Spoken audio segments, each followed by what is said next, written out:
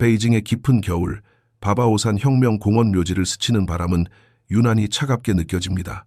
이곳은 단순한 망자들의 안식처가 아닙니다. 이곳은 중국이라는 거대한 제국을 움직이는 살아있는 권력들의 바로미터이자 가장 은밀하고도 정확한 정치적 신호가 교환되는 무대입니다. 수천 년을 이어온 동양의 관료 사회에서 때로는 화려한 언변보다 무거운 침묵이 더 많은 진실을 이야기하곤 합니다.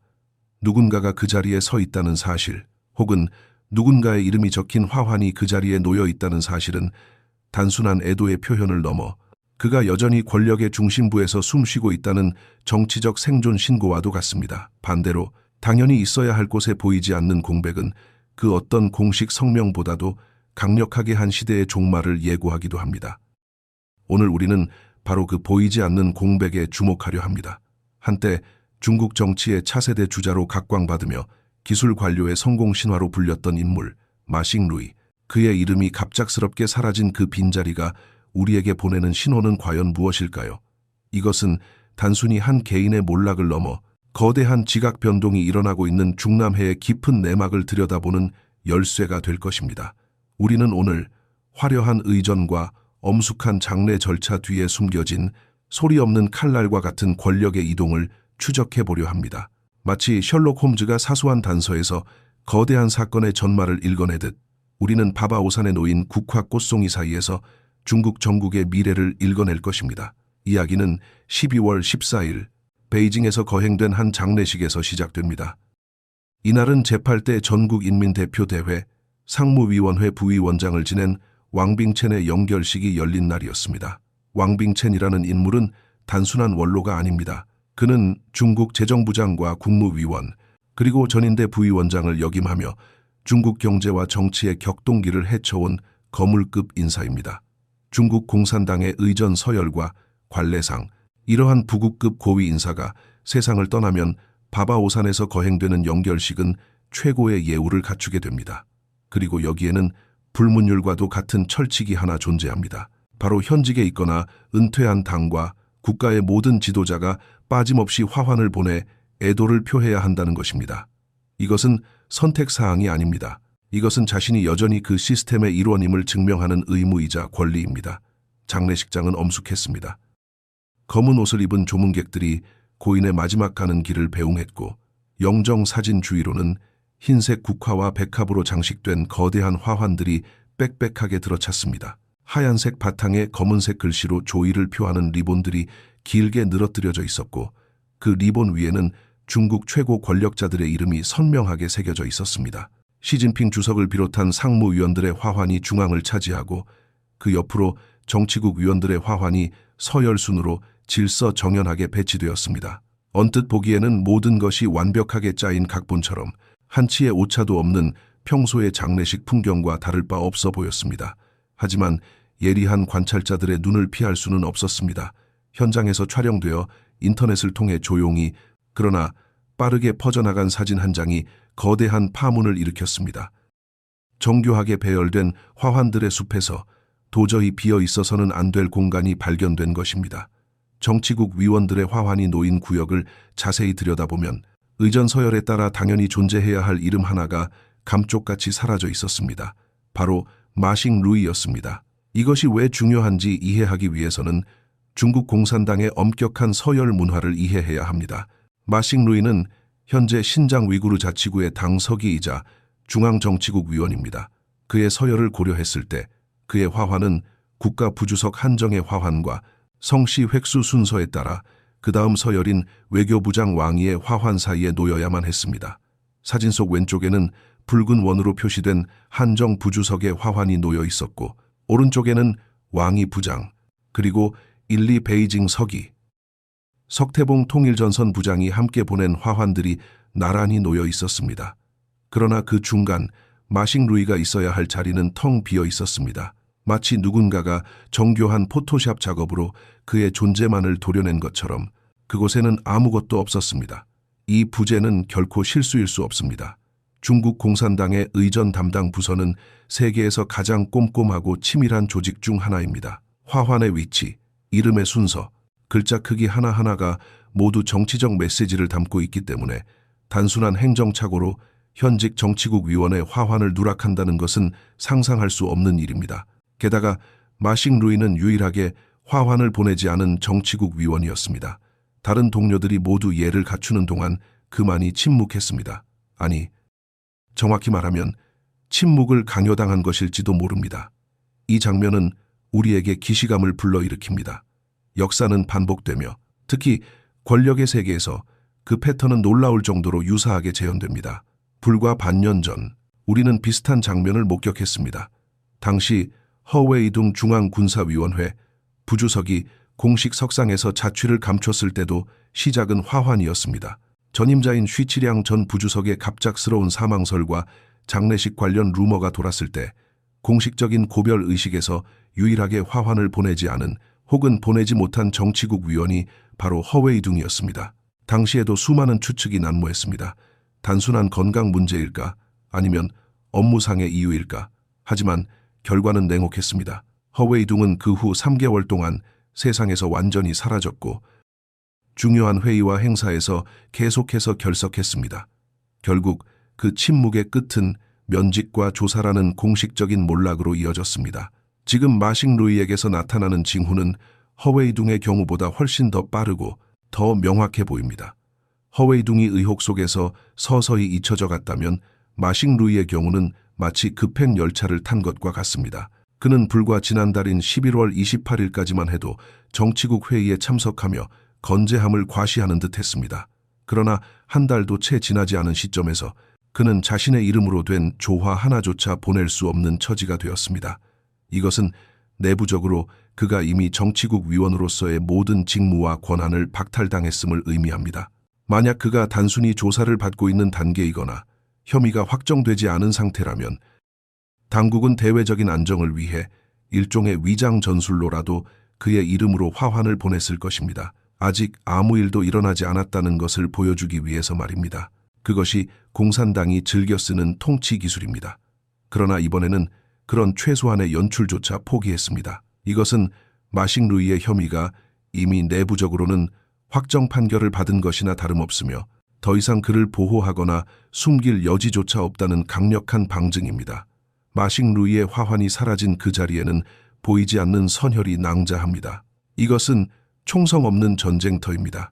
우주항공 분야의 전문가로서 기술 관료의 별로 불리며 승승장구하던 그가 하루아침에 자신의 존재를 증명할 수단조차 잃어버린 채 역사의 뒤안길로 사라지고 있는 것입니다.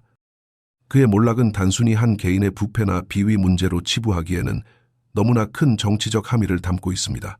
왜냐하면 그는 시진핑 주석이 야심차게 발탁하고 키워온 핵심 측근 그룹의 일원이었기 때문입니다. 그의 추락은 그를 지탱하던 거대한 뒷배경, 즉 시진핑 주석의 권력 기반이 흔들리고 있다는 가장 확실한 증거 중 하나로 해석될 수 있습니다. 바바오산의 차가운 바람 속에 남겨진 그 빈자리는 이제 우리에게 묻고 있습니다. 다음은 누구인가? 그리고 이 거대한 숙청의 칼날은 어디를 향하고 있는가? 이 질문에 대한 답을 찾기 위해 우리는 시선을 베이징에서 남쪽으로 역사의 아픔을 간직한 도시 난징으로 돌려야 합니다. 그곳에서는 또 다른 기이한 장면이 연출되고 있었기 때문입니다. 마식 루이의 부재가 사라짐을 통한 메시지였다면 난징에서 벌어진 일은 뒤바뀐 역할을 통해 권력의 지형도가 어떻게 재편되고 있는지를 적나라하게 보여주었습니다. 시선을 베이징의 바바오산에서 남쪽으로 돌려 창강이 흐르는 역사와 비극의 도시 난징으로 향해 보겠습니다. 12월 13일 오전 10시 난징 대학살 희생자 추모관 상공에는 어김없이 처연한 사이렌 소리가 울려 퍼졌습니다. 회색빛 화강암으로 지어진 거대한 추모관은 30만 명의 희생자를 기리기 위해 모인 인파와 무거운 침묵으로 가득 찼습니다. 매년 돌아오는 국가 추모일이지만 정치 평론가들의 눈은 희생자들을 기리는 의식 그 자체보다는 단상 위에 선 살아있는 권력들의 배치에 쏠려 있었습니다. 중국의 정치에서 의전은 곧 권력의 서열이자 메시지이기 때문입니다. 그리고 올해 그 단상 위에서는 지난 수십 년간 중국 정치판에서 보지 못했던 기이하고도 충격적인 장면이 연출되었습니다. 그것은 마치 잘 짜인 연극의 배역이 하루아침에 뒤바뀐 것과 같은 혼란과 충격을 안겨주었습니다. 이날 추모식의 주인공, 즉 중앙정부를 대표하여 연설을 하고 행사의 가장 중요한 메시지를 전달하는 인물은 스타이펑 공산당 중앙통일전선 부장이었습니다. 그리고 행사의 사회를 맡아 진행하는 인물은 다름 아닌 왕샤오촘 국무위원 겸 공안부장이었습니다.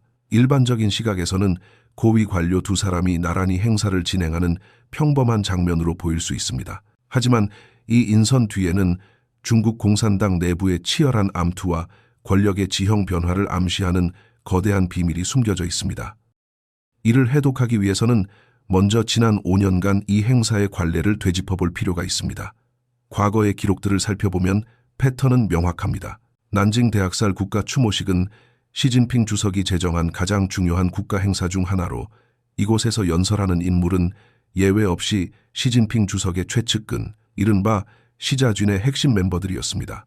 차이치, 천시, 황쿤밍, 리수레이, 리숨중 등 이름만 들어도 시진핑 주석의 복심임을 알 수 있는 인물들이 매년 번갈아가며 이 무대의 주인공으로 섰습니다. 그들은 이 자리에서 시진핑 주석의 통치 이념을 설파하고 강력한 민족주의를 고취하며 자신의 정치적 위상을 과시했습니다.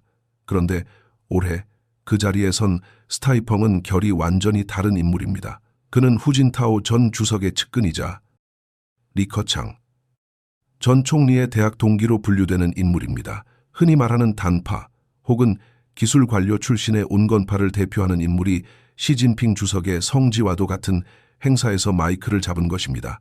이것만으로도 이례적인 일이지만 더욱 놀라운 것은 사회자석에 서 있는 왕샤오돈의 존재였습니다. 왕샤오돈이 누구입니까? 그는 시진핑 주석이 가장 신임하는 칼자루이자 중국 전역의 경찰과 공안 조직을 총괄하는 공안부장입니다.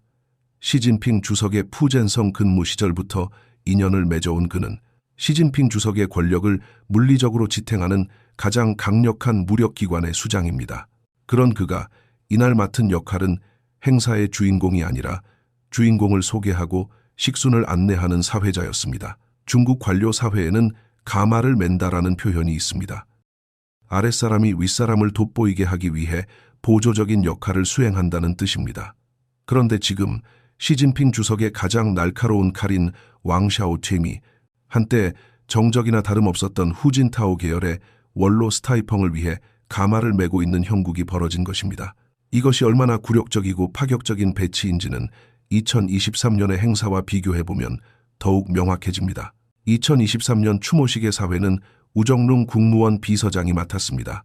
우정룽은 리커창 전 총리의 비서실장 출신으로 대표적인 단파 인물입니다. 당시 연설자는 시진핑의 측근인 리툼중 전인대 부위원장이었습니다. 즉 작년까지만 해도 단파 인물이 사회를 보며 시파 인물을 띄워주는 권력의 우위가 확실한 구도였습니다. 패배한 파벌이 승리한 파벌을 위해 봉사한다는 정치적 논리가 작동했던 것입니다. 그런데 불과 1년 만에 공수가 완전히 뒤바뀌었습니다. 이제는 시파의 핵심인 왕샤오큐이 단파의 스타이펑을 위해 마이크를 잡고 안내 멘트를 읽어야 하는 처지가 된 것입니다. 더욱이 왕샤오캬은 국무위원이자 중앙서기처석이라는 막강한 직책을 가지고 있습니다. 통상적으로 난징 추모식의 사회는 전국인민대표대회 부위원장급이 맡아왔습니다.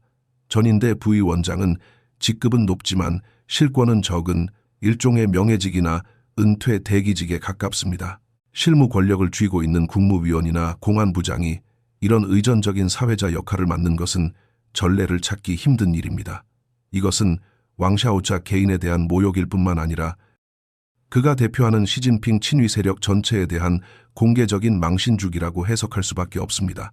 마치 전교생이 모인 조회 시간에 가장 힘세고 거만했던 선도부장을 단상 아래로 끌어내려 교장 선생님의 훈화 말씀을 안내하는 방송부원 역할을 시킨 것과 다름없습니다. 왕샤오짐은 그 자리에서 무슨 생각을 했을까요? 무표정한 얼굴로 스타이펑의 등장을 알리는 그의 목소리에는 억눌린 분노와 달라진 처지에 대한 당혹감이 섞여 있었을지도 모릅니다. 이것은 단순한 역할 분담이 아닙니다. 베이징의 권력 핵심부에서 누군가가 의도적으로 기획한 시진핑 세력의 힘을 빼고 그들의 위신을 깎아내리기 위한 고도의 정치적 퍼포먼스입니다. 또한 이번 추모식에는 유일하게 남은 중앙군사위원 류전리가 참석했습니다. 군사위원 류전리의 참석 또한 부자연스럽습니다. 통상적으로 이런 정치적 행사는 군내에서 정치 공작을 담당하는 쾌보화 같은 정치장교가 참석하는 것이 관례였습니다. 하지만 애모화가 낙마하고 군 수뇌부가 초토화된 상황에서 군령과 작전을 담당하는 야전 군인 출신 류전리가 억지로 차출되어 자리를 채운 모양새입니다. 장유샤 부주석이 군 인사권을 틀어쥐고 자신의 사람을 내보내지 않으면서 시진핑 주석이 임명할 수 있는 사람이 사실상 바닥났다는 것을 보여주는 반증이기도 합니다. 텅 빈 군사위원들의 자리, 그리고 어색하게 앉아있는 류전리의 모습은 현재 중국 군부가 겪고 있는 극심한 인물난과 혼란을 여실히 드러내고 있습니다. 이처럼 난징의 추모식은 겉으로는 엄숙하고 평화로워 보였지만 그 이면에서는 치열한 수싸움이 벌어지고 있었습니다. 스타이펑이 중앙에서 스포트라이트를 받고 왕샤오뎀이 옆에서 고개를 숙이며 보조를 맞추는 이 기묘한 구도, 이것은 시진핑 주석의 절대 권력이 예전 같지 않음을, 아니 어쩌면 이미 권력의 추가 반대편으로 기울기 시작했음을 천하에 공표하는 상징적인 사건이었습니다. 바바오산에 사라진 화환이 제거된 자들의 비명이었다면 난징 추모식에 뒤바뀐 자리는 남겨진 자들이 겪어야 할 수모와 불안한 미래를 예고하고 있습니다. 도대체 중남해의 붉은 담벼락 안에서는 무슨 일이 벌어지고 있는 것일까요? 왜 시진핑의 충성스러운 부하들이 하나둘씩 사라지거나 이렇게 공개적인 무대에서 뒷전으로 밀려나고 있는 것일까요? 이 혼란스러운 상황을 틈타 온갖 소문과 억측이 난무하고 있습니다. 개중에는 믿기 힘든 충격적인 이야기들도 섞여 있습니다. 이제 우리는 이 거대한 퍼즐의 조각들을 맞추기 위해 시중을 떠돌고 있는 수수께끼 같은 소문들의 진실을 파헤쳐보려 합니다. 난징의 추모식장이 보여준 기묘한 권력의 전도는 베이징의 정가에 짙은 안개를 드리웠습니다. 정보가 통제된 사회일수록 그 틈새를 비집고 나오는 소문들은 더욱 맹렬한 기세로 퍼져나갑니다. 지금 중남해의 붉은 담벼락 밖으로는 확인되지 않은, 그러나 무시할 수 없는 정보들이 본물 터지듯 쏟아져 나오고 있습니다. 사람들은 묻습니다. 도대체 누가 살아남고 누가 죽었는가? 격변의 시기에는 진실과 거짓이 뒤엉켜 춤을 춥니다. 어떤 정보는 내부자가 의도적으로 흘린 1급 기밀이고, 어떤 정보는 적을 교란하기 위한 역정보이며, 또 어떤 정보는 대중의 불안이 만들어낸 허상일 뿐입니다. 우리는 지금 이 혼란스러운 정보의 미로 앞에서 냉철한 이성의 끈을 잡고 정치라는 게임의 본질적인 논리를 따져봐야 합니다. 최근 베이징 정가에서 가장 뜨겁게 회자되는 소문 중 하나는 다가오는 1월 5일 중국 공산당이 제20기 중앙위원회 제5차 전체회의, 즉 오중전회를 조기에 소집할 것이라는 이야기입니다. 통상적으로 가을에 열리는 이 중요한 회의가 1월 초, 그것도 새해가 밝자마자 열린다는 것은 전례가 없는 일입니다. 소문의 내용은 구체적입니다. 이 회의를 통해 이미 실각한 것으로 보이는 마식루이의 낙마를 공식화하고 새로운 정치국 위원들을 보임한다는 것입니다. 장성민, 천샤오장 같은 이름들이 거론되는 가운데 가장 충격적이고도 모순적인 이름 하나가 리스트에 올랐습니다. 바로 시진핑 주석의 부인, 펑리 위안 여사가 정치국 후보위원으로 승진할 것이라는 설입니다. 하지만 여기서 우리는 잠시 멈춰서서 정치적 논리라는 잣대를 들이대야 합니다. 이 소문은 그 자체로 치명적인 모순을 안고 있습니다. 그것은 마치 왕의 오른팔을 잘라내면서 왕비에게는 왕관을 씌워준다는 말처럼 앞뒤가 맞지 않는 이야기입니다.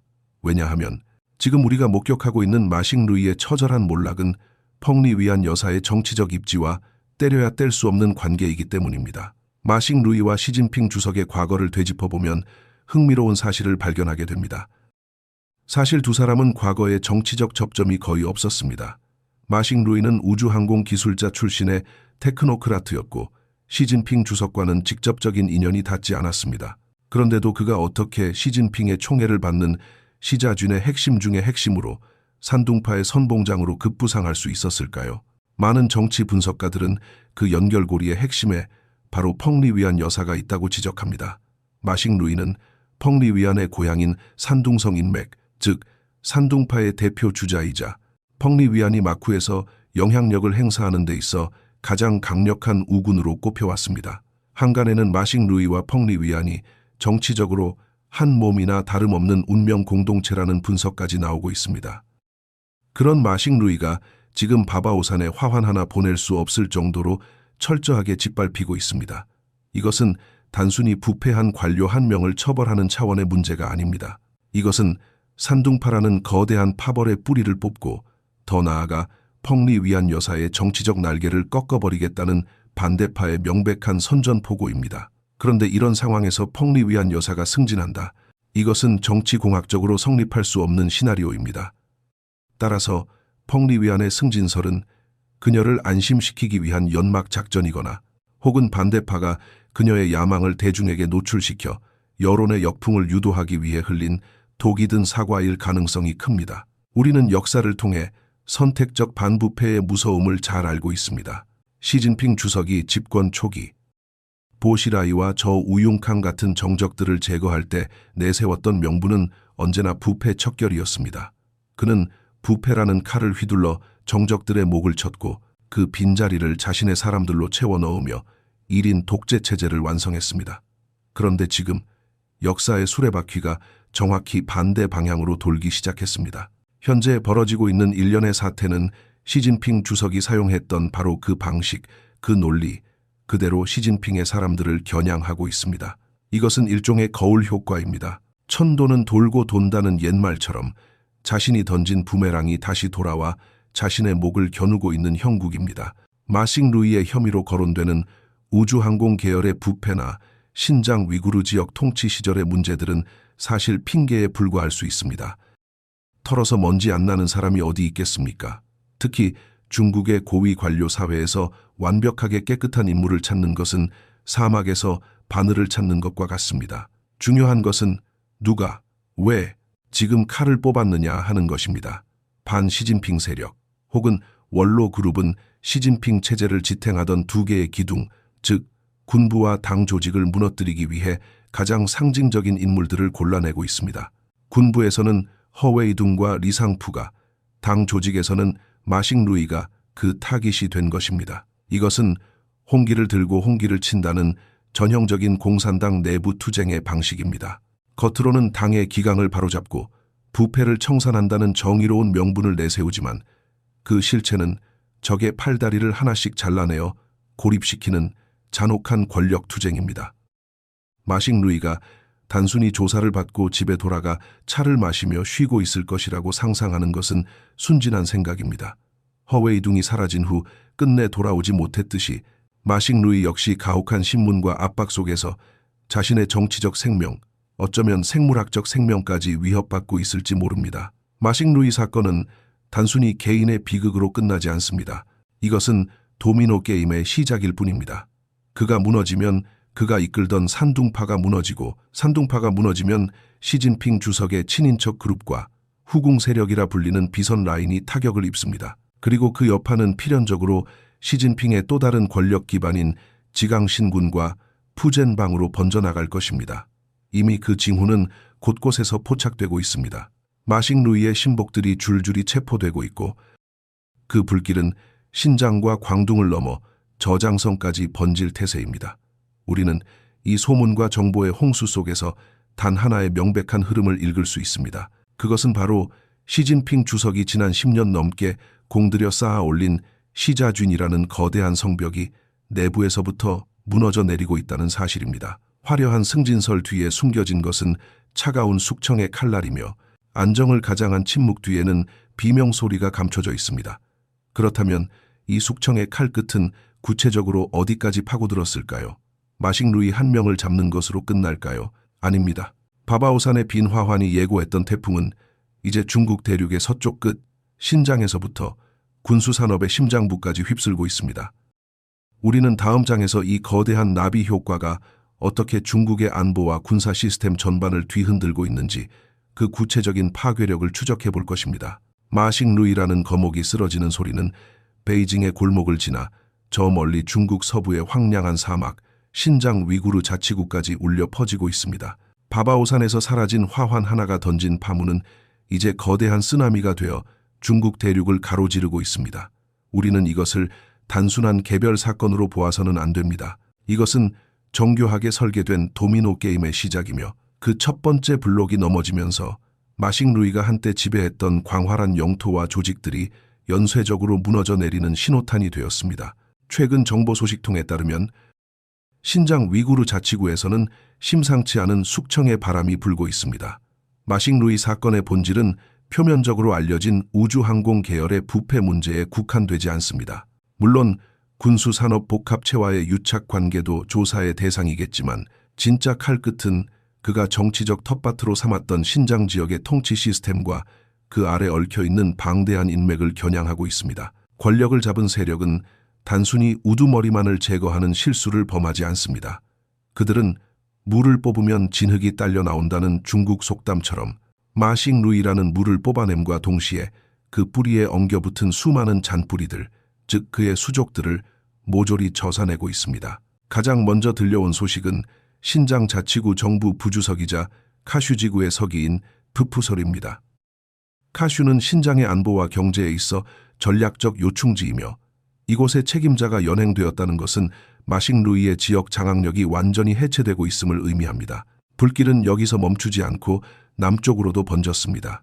마싱루이가 광둥성에서 근무하던 시절 그의 흰 장갑 역할을 했던 것으로 의심받는 류사오탕 전 광저우시 공안국 부국장 역시 조사를 받고 있다는 소식이 전해졌습니다.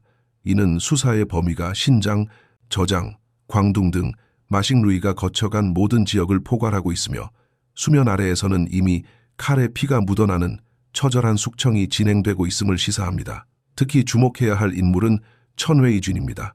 신장 자치구의 상무부주석이자 마싱루이의 가장 가까운 오른팔이었던 천웨이준의 낭만은 이 사건의 성격을 규정하는 결정적인 단서입니다. 천웨이준은 시진핑 주석의 친위 그룹인 지강신군 출신으로 분류되는 인물입니다. 마싱루이의 몰락과 함께 천웨이준이 제거되었다는 것은 이번 사태가 단순히 산둥파에 대한 공격을 넘어 시진핑 주석의 핵심 권력 기반인 지강신군으로까지 전선을 확대하고 있다는 명백한 증거입니다. 이것은 고대 병법에 나오는 청군 측의 현대판 변주곡입니다. 시진핑 주석의 친족 세력인 시위안핑의 산시방, 그리고 부인 펑리위안의 산둥방을 먼저 타격한 후 서서히 포위망을 좁혀 시진핑 본인의 가장 깊숙한 친위대인 푸젠방까지 압박해 들어가는 치밀한 가지치기 전략이 구사되고 있는 것입니다. 이러한 숙청의 공포는 행정조직을 넘어 중국 공산당 권력의 최후 보루인 인민해방군 내부를 더욱 꽁꽁 얼어붙게 만들고 있습니다.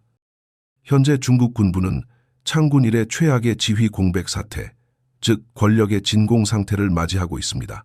우리는 앞서 난징 추모식에서 류절리 연합참모부 참모장이 군을 대표해 참석한 기이한 장면을 목격했습니다.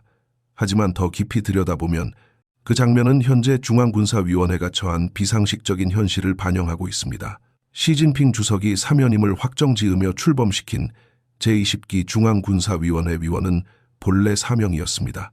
리상푸 국방부장, 류절리 연합참모장, 그 오화 정치공작부장, 장성민 기율검사위 서기. 그러나 지금 이 명단은 너덜너덜해졌습니다. 리상푸는 이미 부패 혐의로 실각하여 사라졌고 군의 인사와 사상을 통제하던 배오화마저 최근 조사설에 휘말리며 자취를 감췄습니다.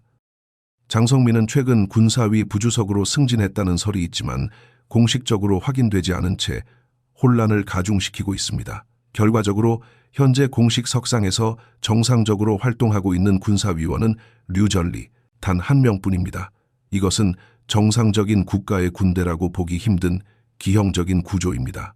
군사위원 4명 중 3명의 자리가 사실상 비어있거나 마비된 상태입니다. 더욱 놀라운 것은 이 빈자리가 채워지지 않고 있다는 점입니다.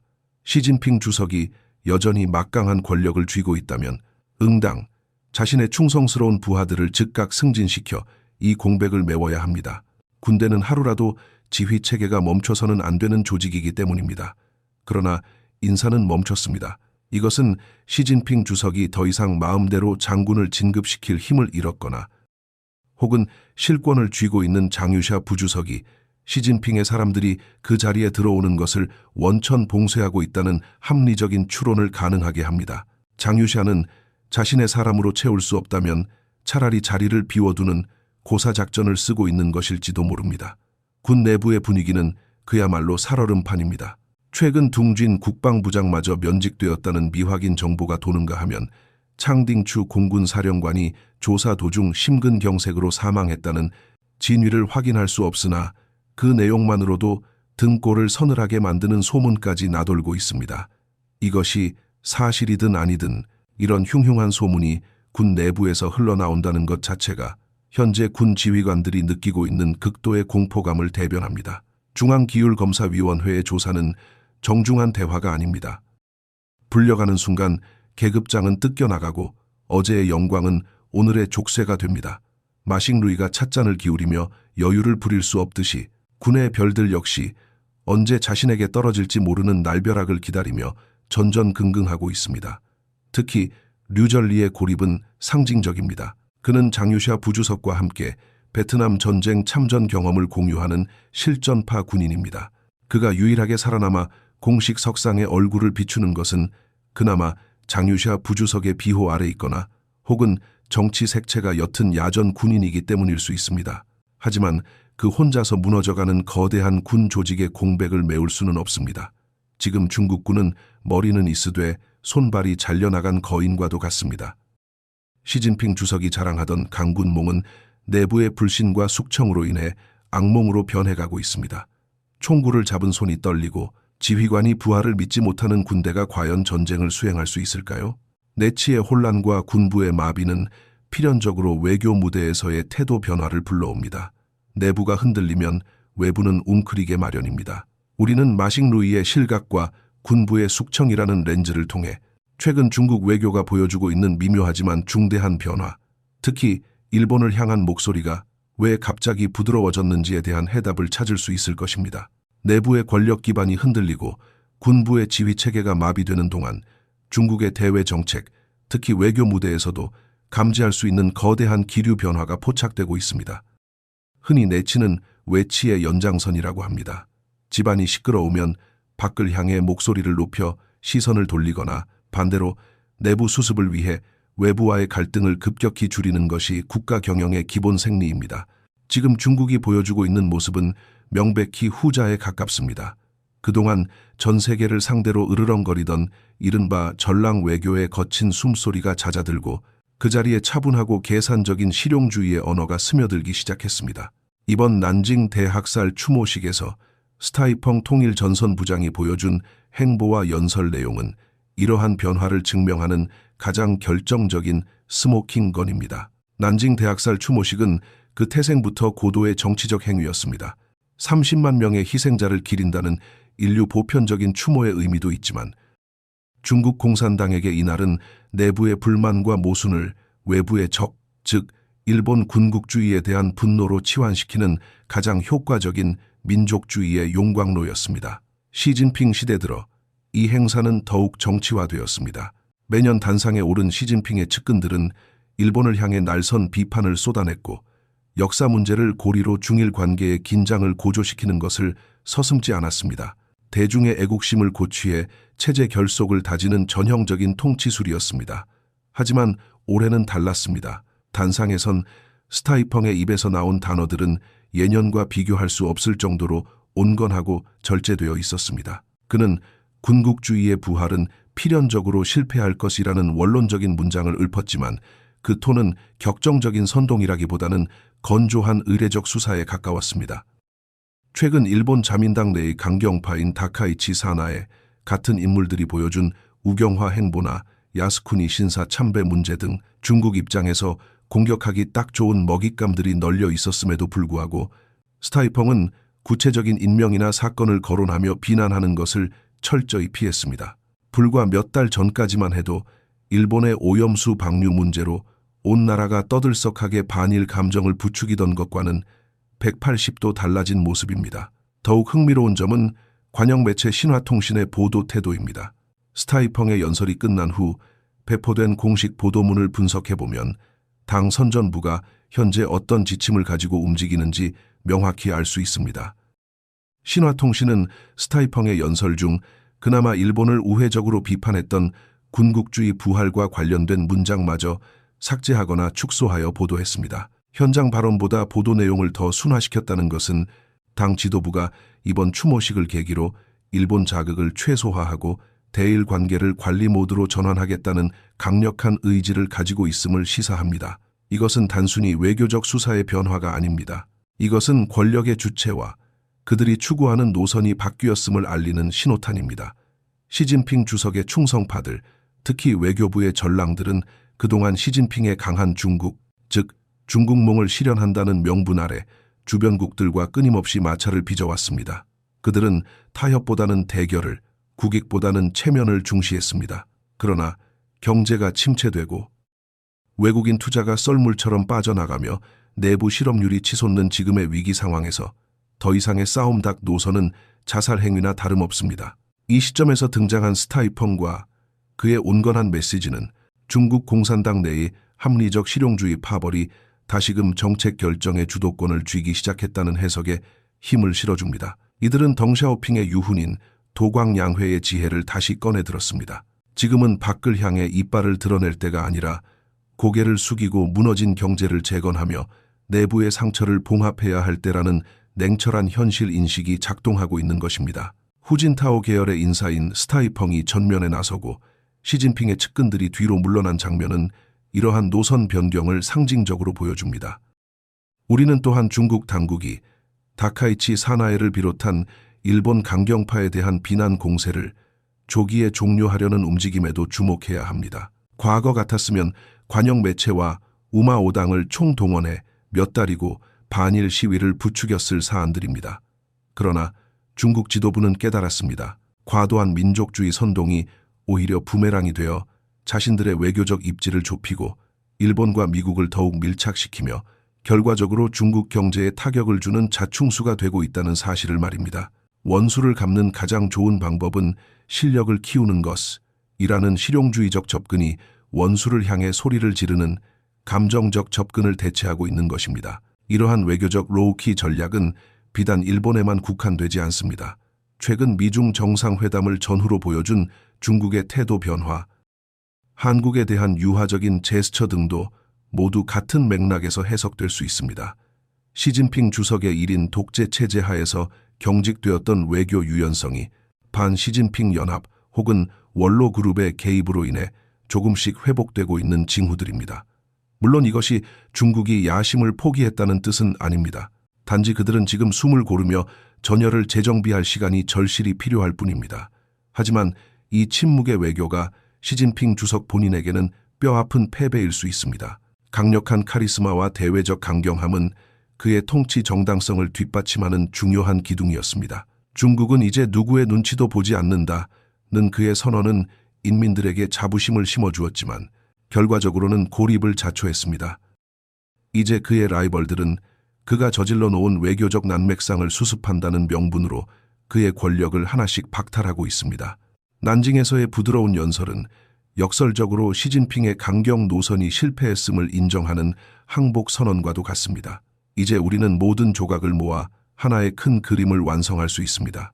바바오산에서 사라진 마싱루이의 화환, 난징 추모식에서 사회자로 전락한 왕샤오총의 굴욕, 텅 비어버린 중앙군사위원회의 의자들, 그리고 갑자기 부드러워진 대일 외교의 목소리, 이 서로 다른 장소, 서로 다른 사건들이 가리키는 방향은 단 하나입니다.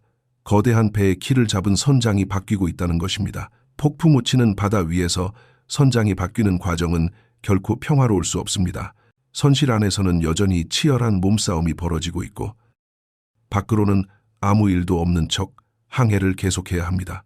우리는 이제 마지막으로 이 모든 혼란과 변화가 중국의 미래 그리고 우리에게 어떤 의미를 던져주는지 정리해 볼 필요가 있습니다. 화려한 막 뒤에 숨겨진 진실을 마주한 우리는 이제 관객이 아닌 목격자로서 이 역사의 한 페이지를 기록해야 합니다.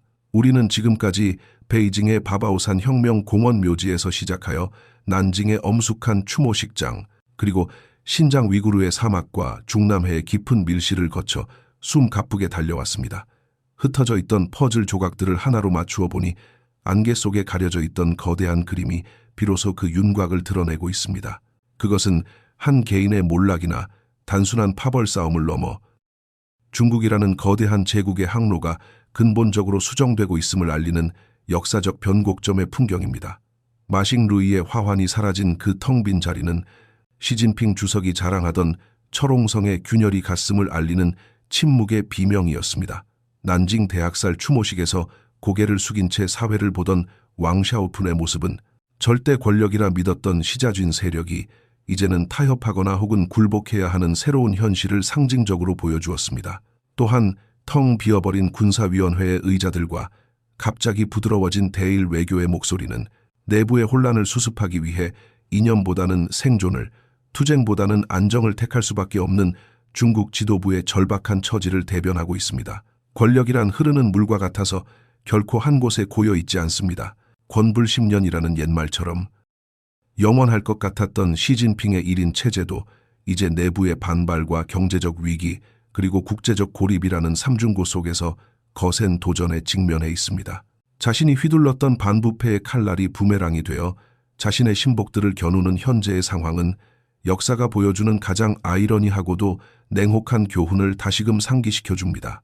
어쩌면 우리는 지금 포스트 시진핑 시대로 넘어가는 과도기적 현상을 목격하고 있는지도 모릅니다. 그것이 급격한 정변의 형태이든 아니면 막후 원로들과의 타협을 통한 점진적인 권력 분점의 형태이든 분명한 것은 우리가 알던 그 중국은 더 이상 존재하지 않는다는 사실입니다.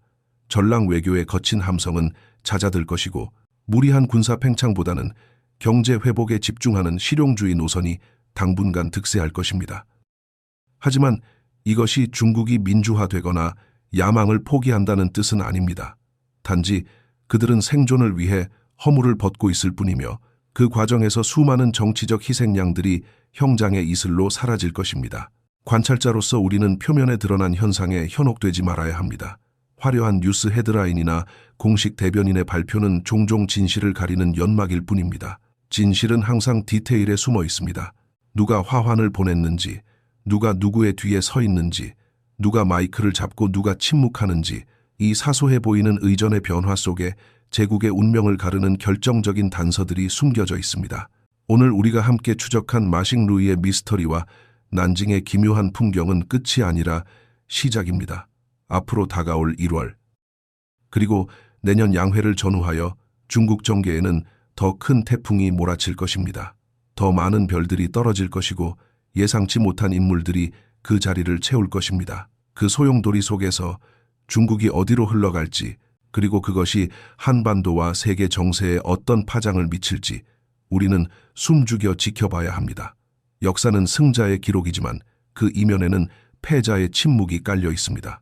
바바오산의 차가운 바람 속에 묻힌 그 침묵의 의미를 잊지 마십시오. 오늘 우리의 이야기는 여기까지입니다. 거대한 격동의 시대, 깨어있는 눈으로 세상을 바라보는 여러분이 되시기를 바랍니다. 감사합니다.